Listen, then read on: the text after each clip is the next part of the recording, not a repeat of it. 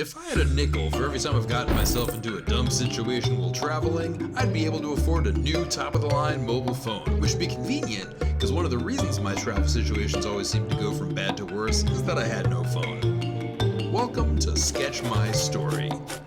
I'm Seth Brown, and this is my story. Cha Shao Bao!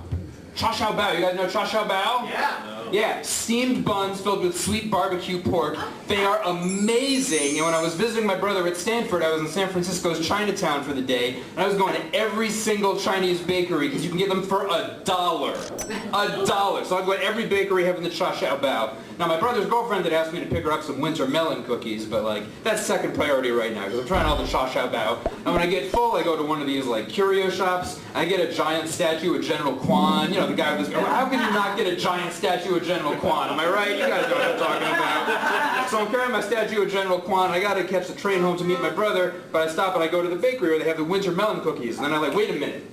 I should make sure if I buy this cookie that I'll have enough money left to afford my train ticket. So I check, and it's a good thing I did, because if I bought the cookie, I wouldn't have had enough money left.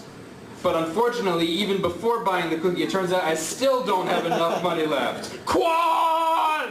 So I have no money for my train ticket home, and I figure I need to get some money on my way to the station somehow. So I'm walking to the train station, and I see some people in line buying tickets for Wicked, so I go up and down the line trying to ask if anyone wants to buy a sonnet for $1. No one does. If you want to make money, do not become a professional poet. So I can't afford my train ticket. Also, when I get to the place the train station's supposed to be, it's not there, so that's not good. I'm lost, and I figure I'm sort of screwed now, but I go back to Chinatown and I pick up a tourist map, because this has got to be, they got to have a train station on a tourist map, right? You'd think. I would think. I'm trying to figure out, and I'm trying to sell poetry to random people along the way. It is not working at all, so I still don't have enough money for my ticket. And also, my brother's going to be waiting at the station. I don't have a phone, and he's not going to know that I'm not going to make the train I was supposed to make.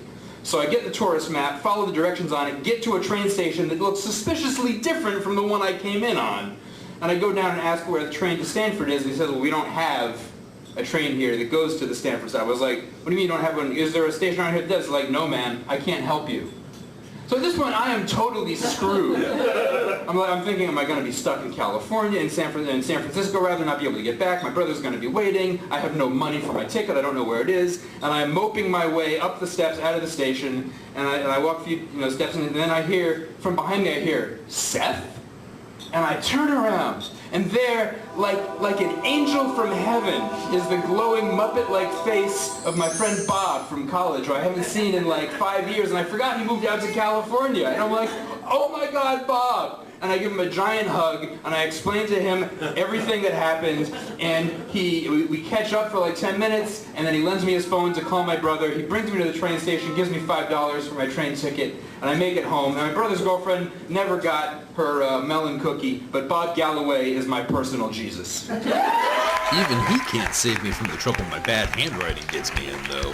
Click the link in the description to read about that at risingpun.com now.